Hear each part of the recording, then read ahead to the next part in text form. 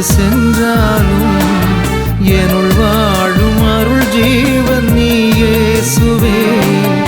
எது வந்தாலும் எது சென்றாலும் என்னுள் வாழும் அருள் ஜீவன் நீ இயேசுவே. உயிராலே நான் உன்னை வாழ்த்துகின்றேன், உன் உறவாலே நான் மண்ணில் வாழுகின்றேன்.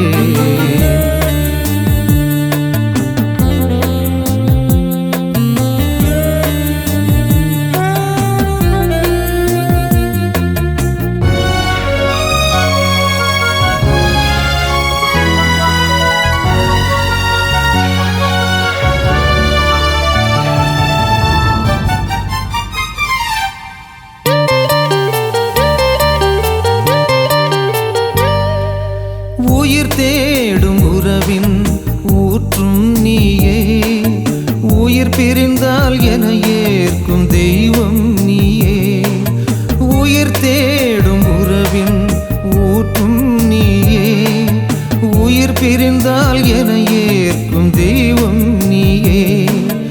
உன் தியாக வாழ்வின் பொருள் புரிந்ததால் உன் விருந்தினில் கலந்தே நீயாகினேன். உன் தியாக வாழ்வின் பொருள் புரிந்ததால் உன் விருந்தினில் கலந்தே நீயாகினேன். எது வந்தாலும் எது சென்றாலும் என்னுள் வாழும் அருள் ஜீவன் நீ இயேசுவே. உயிராலே நான் உன்னை வாழ்த்துகின்றேன், உன் உறவாலே நான் மண்ணில் வாழுகின்றேன்.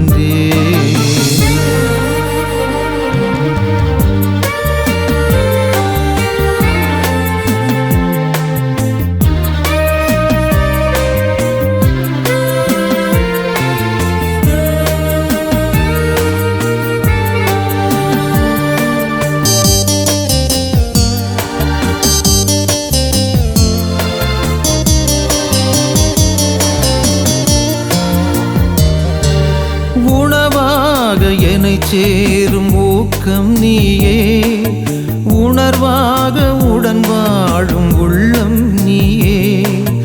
உணவாக என்னை சேரும் ஊக்கம் நீயே, உணர்வாக உடன் வாழும் உள்ளம் நீயே. உன் ஜீவ சொந்தம் பிரியாததால் உன்னோடு என் வாழ்வை கொடியாக்கினேன். உன் ஜீவ சொந்தம் பிரியாததால் உன்னோடு என் வாழ்வை கொடியாக்கினேன். எது வந்தாலும் எது சென்றாலும் என்னுள் வாழும் அருள் ஜீவன் நீ இயேசுவே. உயிராலே நான் உன்னை வாழ்த்துகின்றேன், உன் உறவாலே நான் மண்ணில் வாழுகின்றேன்.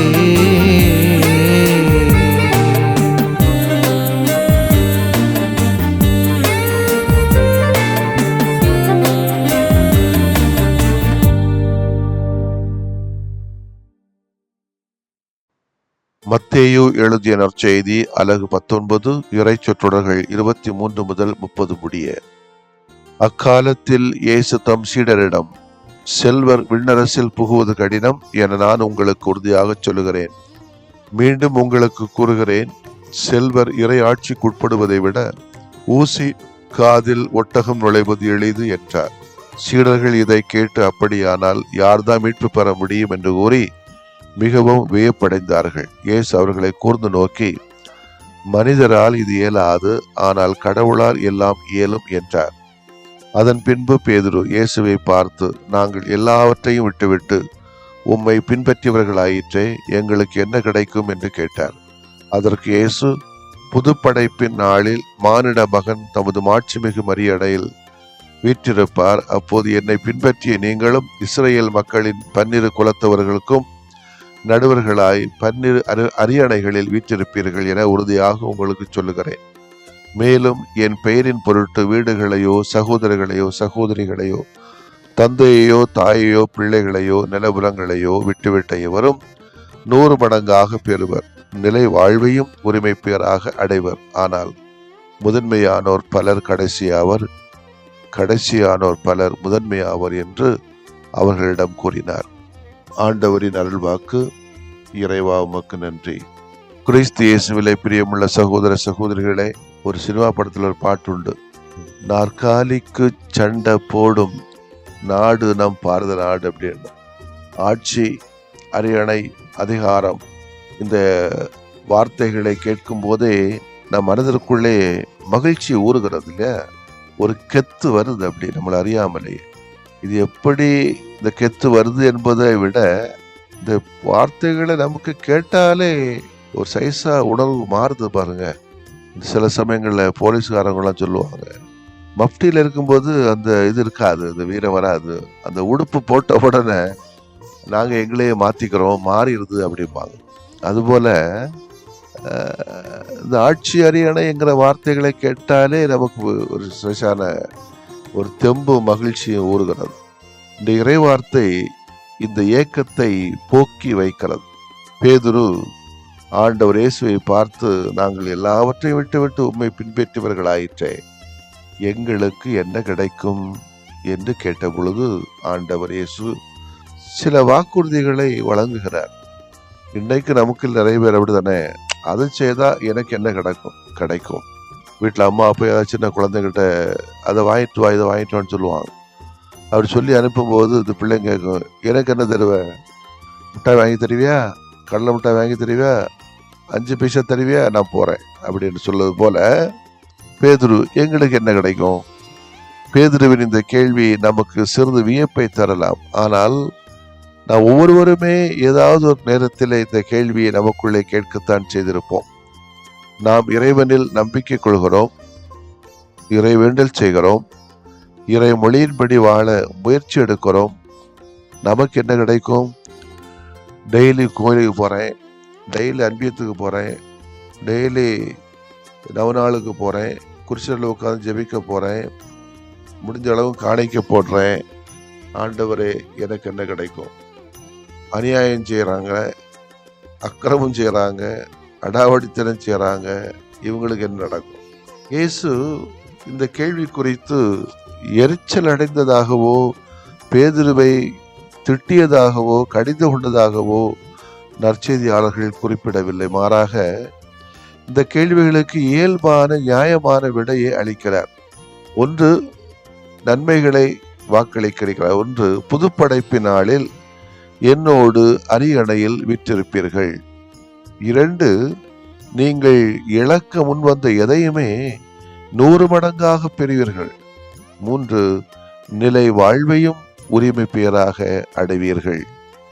இன்னைக்கு நமக்கு பொது காரியத்தில் இறங்கி வரும்போது அது குடும்பஸ்தர்களோ அல்லது துறவியர்களோ இருந்தாலும் கொஞ்சம் அங்கங்கே சில அங்கீகாரம் கிடைத்தாலும் நமக்கு கிடைக்கக்கூடிய கெட்ட வார்த்தைகளும் கெட்ட பேச்சுகளும் வீண் விமர்சனங்களும் குற்றப்பழி போக்குகளும் இன்றைக்கு ஏராளம் கிடைக்கும். அதே வாங்கி தான் ஆகணும். அது இல்லாம ஆட்சி அரியணையில இருக்க முடியாது, பொது காரியங்கள்ல செய்ய முடியாது. அது ஒரு பக்கம் இருக்க, இது ஆண்டவர் இயேசு ஒரு பக்கம் சில நன்மைகளை வாக்குறுதியாக தருகிறார். கூர்மதி படைத்த எவரும் அல்லது வணிக நோக்கு கொண்ட எவரும் இது மிகச் சிறந்த முதலீடு என்றுதான் நினைப்பார்கள். எந்த வங்கியும் 100 மடங்கு திருப்பி தருவதில்லை, நிலை வாழ்வும் இறை அரியணையும் தருவதில்லை. இயேசு மட்டுமே இந்த வாக்குறுதிகளை தந்துள்ளார். பல பேருக்கு இதுல நம்பிக்கை இருக்குமான்னு தெரியல. எனவே இயேசுவை நம்புவோம். இந்த வாக்குறுதிகளை ஏற்றுக்கொண்டு நமது வாழ்வை இயேசுவிடத்திலே முதலீடு செய்வோம். நிச்சயமாக இன்றைக்கு இல்லைன்னா நாளைக்கு, நாளைக்கு இல்லைன்னா அடுத்த வாரமாவது நிச்சயமாக நாம் விரும்பிய நல வாழ்வும் இந்த அரியணை வாழ்வும் நிலை வாழ்வும் எதை இழந்தோமோ அதோ நாம் திருப்பி கிடைக்கப்பெற முடியும் என்ற நம்பிக்கையோடு நம்முடைய வாழ்க்கையிலே கடவுள் தந்ததை நாமே முதலீடு செய்வோம். எனக்கு இயேசு தருகிற ஆட்சி அரியணை வேண்டுமா அல்லது உலகம் தருகிற ஆட்சி அரியணை நமக்கு வேண்டுமா?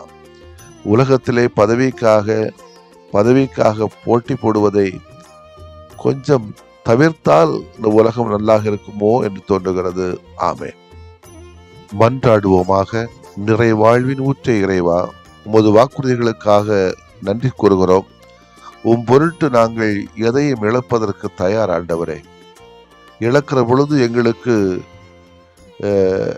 சன்மானங்களாக வீண் குற்றச்சாட்டுகளும் பொய் பேச்சுகளும் கெட்ட வார்த்தைகளும் உண்மையற்ற வார்த்தைகளும் நலிவுறுகிற வார்த்தைகளும் எங்களுக்கு கிடைக்க பெற்றாலும் அதையும் தாங்குவதற்கு தயாராகத்தான் இருக்கிறோம். இழக்கிற அனைத்தையும், நேரம், பொருள், ஆற்றல், இன்பங்கள் அனைத்தையும் 100 மடங்காக தருவதாக வாக்களித்துள்ளீர். அதற்காக நன்றி செலுத்துகிறோம். அத்தோடு நிலை வாழ்வும் அரியணையும் தருவதாக சொல்லியிருக்கிறீர். இந்த வாக்குறுதிகளை ஏற்று எங்களது வாழ்வை, எங்களை முழுவதும் இடம் ஒப்படைக்கிறோம். ஏற்றுக்கொள்ளும், ஆசீர்வதியும் ஆண்டவரே. ஆமென்.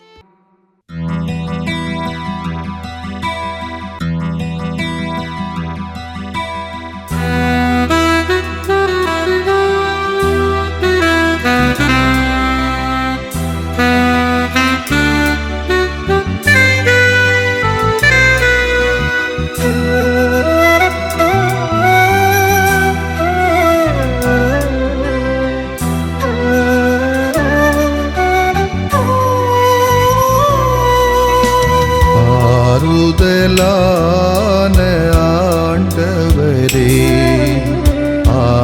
ஆதரவென்றும் எனக்கு நீரே. ஆறுதலான ஆண்டவரே, ஆதரவென்றும் எனக்கு நீரே.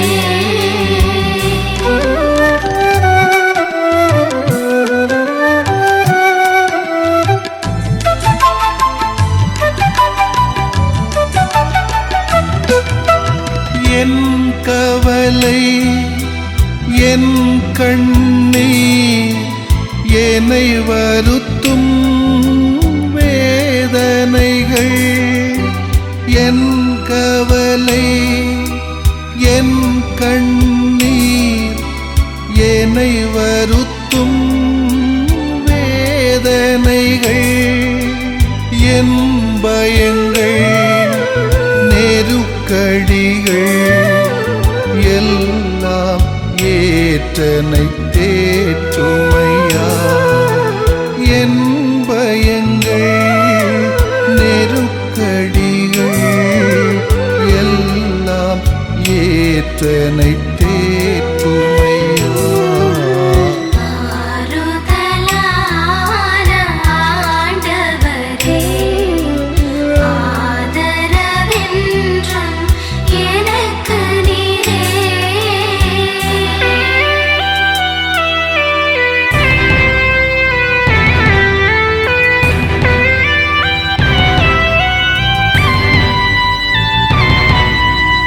என் இழப்பு, என் பிரிவு, என்னை வாட்டும் சோதனைகள். என் இழப்பு, என் பிரிவு, என்னை வாட்டும் சோதனைகள். என் பாவங்கள், மனப்பாரங்கள் எல்லாம் சுமந்தனை தாங்குமையா. என் பாவங்கள், மனப்பாரங்கள் எல்லாம் சுமந்தனை தாங்குமையா.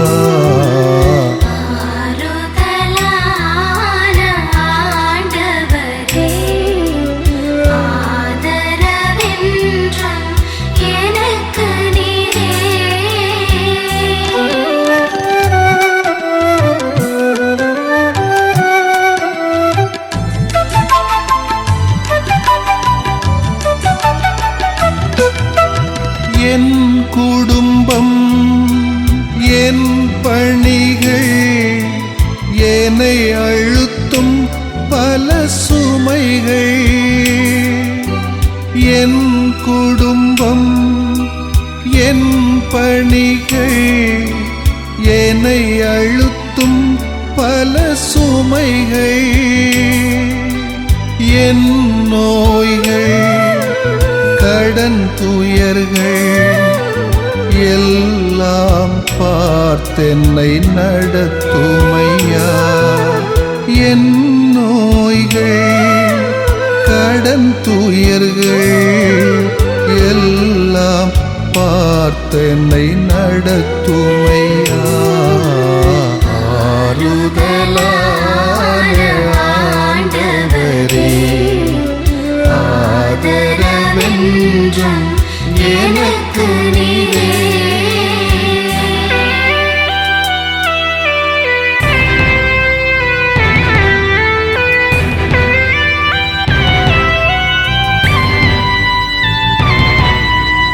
என் ஏக்கம் என் நோக்கம் என்னை தாக்கும் பழித்துரைகள். என் ஏக்கம் என் நோக்கம் என்னை தாக்கும் பழித்துரைகள். என் பலங்கள் பலவீனங்கள் எல்லாம் அறிந்தனை ஆளுமையா. என் பலங்கள் பலவீனங்கள் எல்லாம் அறிந்தனை ஆளுமையா. ஆறுதலான ஆண்டவரே, ஆதரவென்றும் எனக்கு நீரே.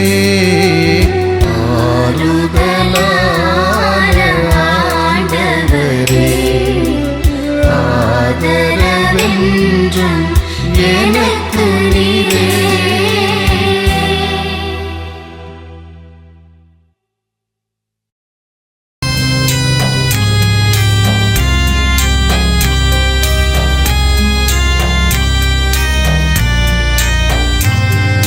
மாண்புயரிவருள்ளடையாளத்தை தாழ்ந்து பணிந்து ஆராதிப்போம். பழைய நியம முறைகள் அனைத்தும் இனி மறைந்து முடிவு பெறுக. புதிய நியம முறைகள் வருக. புலன்களாலே மனிதன் இதனை அறிய இயலா. குறைகள் நீக்க நம்பிக்கையின் உதவி பெறுக.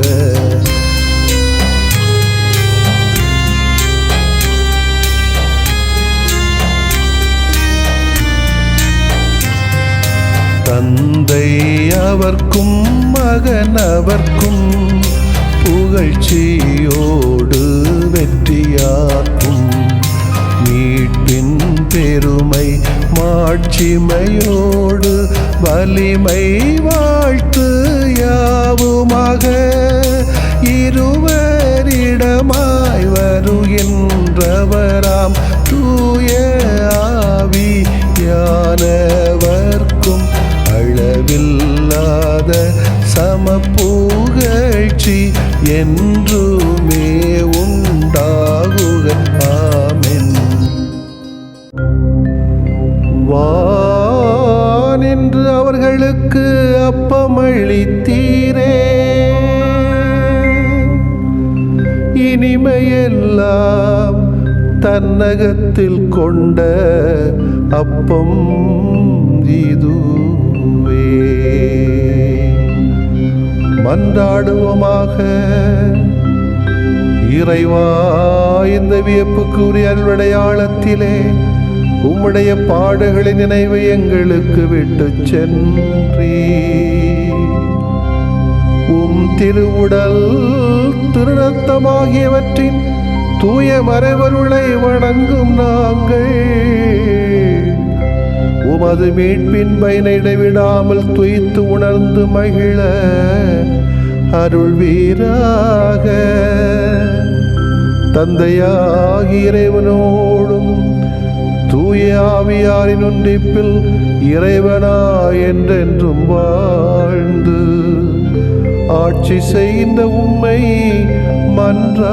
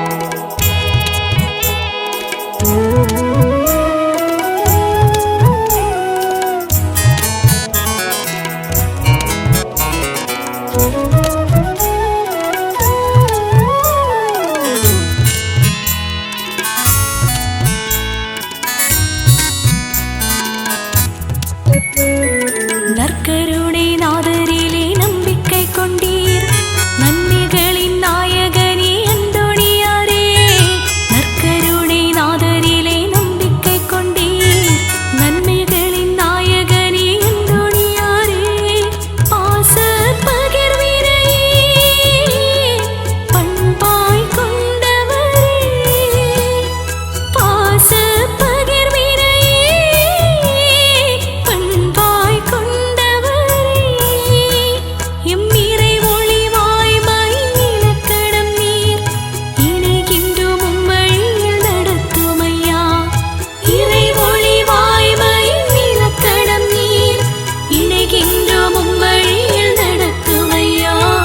கொஞ்சம் தமிழில் நாங்க பாடுகின்றோம், கொஞ்சம் எங்க கண்ணீரை பாருமையா. கொஞ்சம் தமிழில் நாங்க பாடுகின்றோம், கொஞ்சம் எங்க கண்ணீரை பாருமையா. கொல்லும் நஞ்சை சுவைத்தவரே, கொஞ்சம் பேசி மகிழ்ந்தவரே. கொல்லும் நஞ்சை சுவைத்தவரே, கொஞ்சம் பேசி மகிழ்ந்தவரே. கொண்டாடி கரம் கோர்த்தோம் அந்தோணியாரே, கொஞ்சம் தமிழில் நாங்க பாடுகின்றோம், கொஞ்சம் எங்க கண்ணீரை பாருமையா. கொஞ்சம் தமிழில் நாங்க பாடுகின்றோம், கொஞ்சம் எங்க கண்ணீரை பாருமையா. கொஞ்சம் தமிழில் நாங்க பாடுகின்றோம், கொஞ்சம் எங்க கண்ணீரை பாருமையா.